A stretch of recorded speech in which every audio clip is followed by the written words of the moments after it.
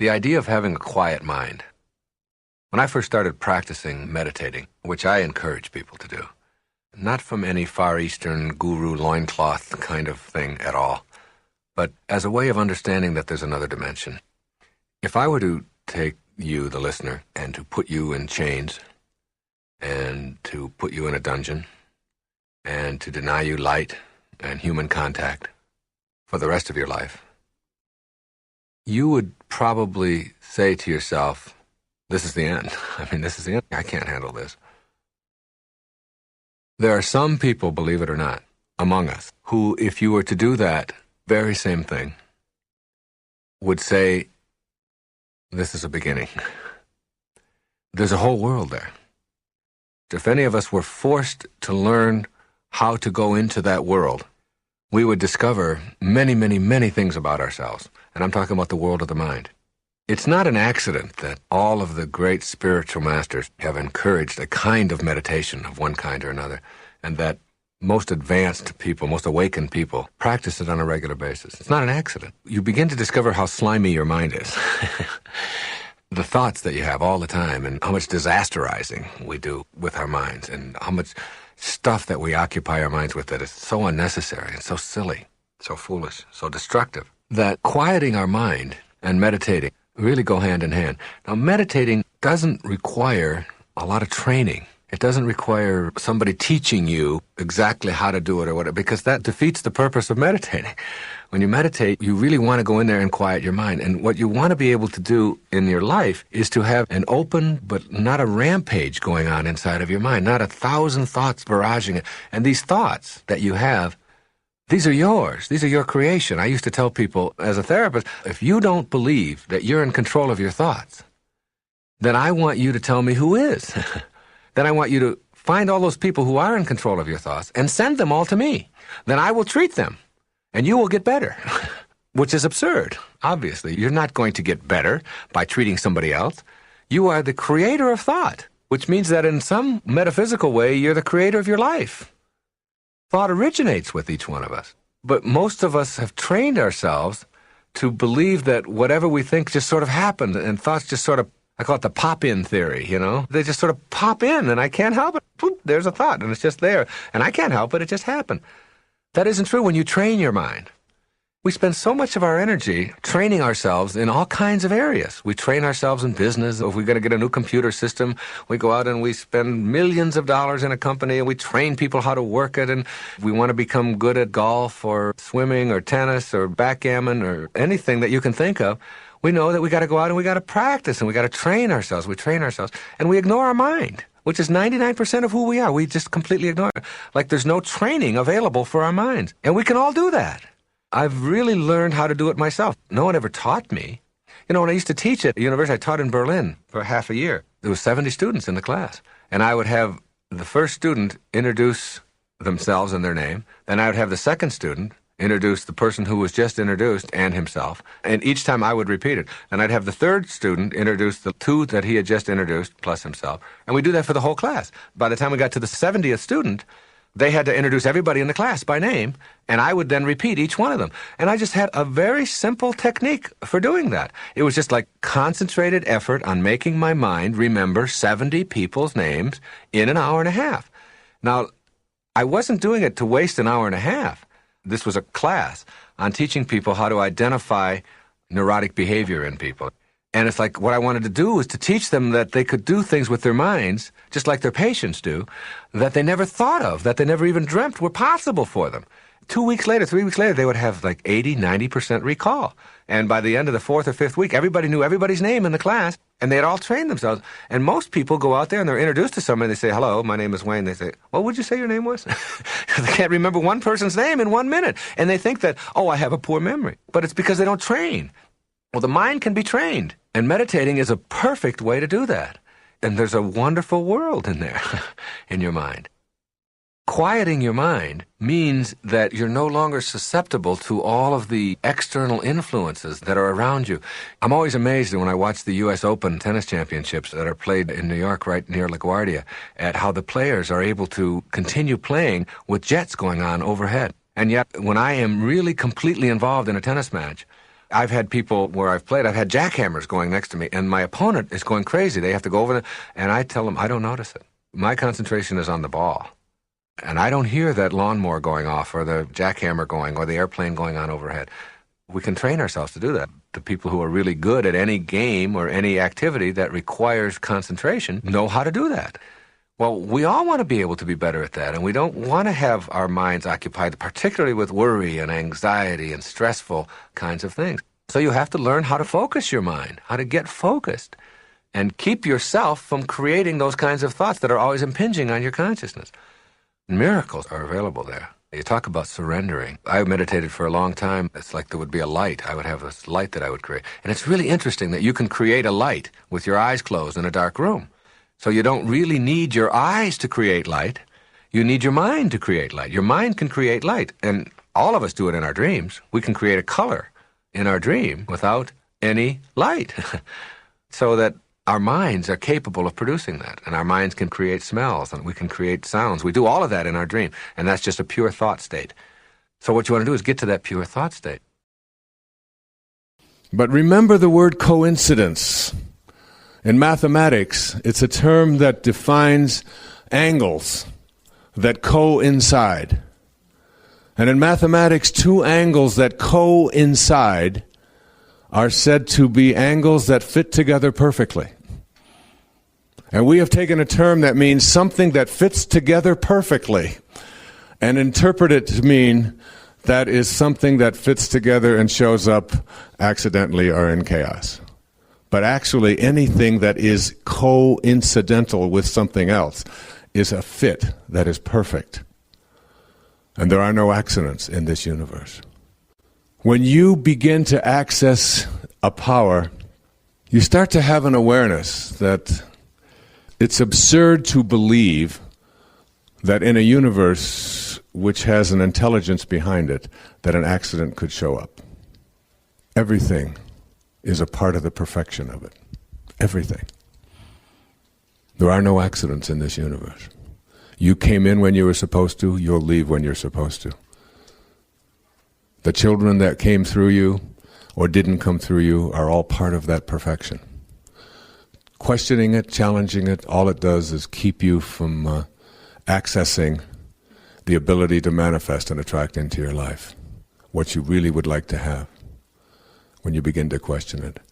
And when you ask, now the question always comes up when I talk about these kinds of things is, well, if there is a force, and this force is a part of the perfection and there are no accidents, at what point do I have a free will? And am I making any of these decisions? And Jung answered that question brilliantly. He said, at the same moment that you are a protagonist in your own life and you're making choices, you are also the spear carrier or the extra in a much larger drama. You are doomed to make choices. And that paradox is something you have to live with. Yes, you are making choices. Yes, you have the capacity to attract into your life virtually anything you want. And yes, there is an intelligence into which you can connect that can access virtually anything you put your attention on. And yes, it's all part of the perfection of the universe. Yes, both of those things you have to live with at the same time. You have to transcend those dichotomies. But I want to speak just for a few moments about what happens when you leave ordinary levels of awareness and you leave these lower energies. When you leave the energy of the solid, where all of your problems occur, when you leave that and move into this energy of spirit, wherein you only have love to give away, as I spoke about earlier, where your response to sadness is always a higher energy of joy, where your response to doubt is always a higher energy of faith, where your response to hatred is always the higher energy of love. When you practice what Francesco taught us in that very famous prayer attributed to St. Francis, What happens when you reach these higher spiritual energies is that you start to access something in which you can see it coming. And you get outside of yourself, as I just spoke about. And that is called intuition. And that intuition is available to you, that you can practice it virtually any time in your life, but you've got to get out of these lower and slower energies because it's not accessible there. It doesn't exist there. Problems exist there. Fear exists there. Worry exists there. Guilt exists there. Hatred exists there. Anger exists there. These are all lower and slower energies. And when you listen to the 10th principle, you'll see that they're not just lower energies, but they weaken us whenever we access them and whenever we use them. But when we get outside of them, we start to get out in front. And now I suggest to you, brazenly, that you don't have to have accidents in your life. That you don't have to be a victim of crime in your life. That you don't have to live in a world of scarcity in your life. You don't have to. If you're willing to take responsibility for whatever acts of crime have come your way without guilt, if you're willing to, and just say, I own them, they're mine, I've attracted it for some reason. If you're willing to say, I have had these various accidents and I've attracted that into my life, I don't understand why, but I know that it's mine. If you're willing to say that I've attracted the wrong people into my life, people who have abused me and victimized me, and I have taught people how I'm willing to be treated, and I'm no longer willing to do that, and so I'm going to send out a different attractor energy. If you're willing just to take responsibility without guilt, I underline it, I don't want any letters, okay? I underline it. You do not deserve any of it. You have not been punished for the things that have happened in your life. You just own them. They're yours, because you can't get past them if you're waiting for something outside of you to change. You get past them by taking responsibility for them. Then what happens is you start seeing an accident coming. And many of you have had that experience. When you are in a higher frequency in your life, and you have an intuitive sense that, I know it's a green light, but I think I better stop. You know, a lot of heads nodding up and down. And something tells you, whatever it might be, something tells you, I better stop and slow down here. And zoom, there goes somebody through a red light, and you stop and you have that feeling that goes through you. Go, what was that? What was that? And you know when you can access that? When you're close to God. When you're in fear, you can't access it. Now, I'm in a 72-year-old body today. I remember being in a 20-year-old body, and a 30-year-old body, and a 40-year-old body. And you can't find one cell of the body that I was in when I was 20 years old, 50 years ago. There's not one cell left. You go out there and I can't find it. It had all kinds of flowing stuff coming out of my head, and you know, it's like it's gone. You're not doing anything. You're just being done. That's one of the things that the Tao says, that the Tao is just another term for God. The Tao does nothing. It leaves nothing undone. It leaves nothing undone. Makes the planets stay in alignment, the sun comes out, the oceans are filled, life goes on, fish reproduce themselves, roses show up, and there's nobody out there doing anything. It does nothing. So the question of who we are is can't be answered in physical terms, and it can't be answered with the senses. Your senses will lie to you. They will tell you something, and it's just not true, you know. I mean, our senses even tell us right now that we're sitting still when we're hurling through this ocean, right, at 20 knots. But we're also, so is the whole ocean hurling through space at something like 11 or 12,000 miles an hour. And it's also it's also orbiting around the sun and turning on its axis. So it's turning, orbiting, and hurling all at the same moment. And your senses are saying, I'm just sitting here. You don't see with your eyes. You have to see through your eyes. The part of you that is processing what I'm saying here right now has no form to it, has no beginning, it has no end. There's an infinite part of you. There's an invisible part of you. And until you're comfortable with it and know it and understand that it is the creator, the creation takes place through this creative process within you, called your mind, called your thoughts, called your spirit, called your soul. And one of the things that I have learned is that it's necessary to understand what your soul is to follow your excitement. Now hear this. Your excitement is who you are. Just let that in. We're getting very philosophical. I love it when we get like this, especially when I know we have lots of time, so we can just take it, just... Your excitement is who you are. You're not this body. It's the soul. It's this invisibleness. It's what causes you to feel passion. It's following your excitement. And it's something you can do at any time. And when you do, I guarantee you these two things. It will be effortless, and you will always be supported. It's always an effort when you are not following your excitement. What is it in here? What is that creative spark that just makes you want to do something, or you just feel drawn to do it? And the more you pay attention to this spark, this inner excitement,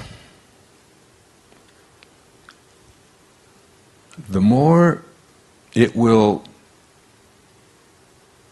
support you, and you'll find yourself doing amazing things, like really amazing things. Here's what Patanjali, the great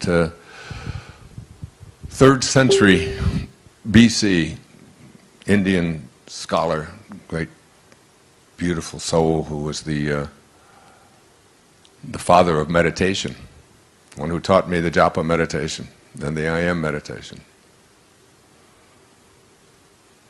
He said, when you are inspired, inspired means in spirit. When you are inspired, that means when you are following your excitement. When you are inspired by some great project, some extraordinary project, all of your thoughts break their bonds. Your mind transcends limitations. Your consciousness expands in every direction. And you find yourself in a new and a great and a wonderful world. And then he said, and this is what I mean by being effortless, he said, dormant forces, faculties and talents come alive, and you discover yourself to be a greater person by far than you ever dreamed yourself to be, or I say were ever taught that you could become, because you were not raised to believe in your divinity. You were raised, as Rumi said in that thing I read between the Chinese and the Byzantines, you were raised to believe in your limitations. And you don't know that within you, you have God. You are God. God is not an external concept. It's what the ego has taught us that it is. So that if you can answer the question, who am I? Who am I?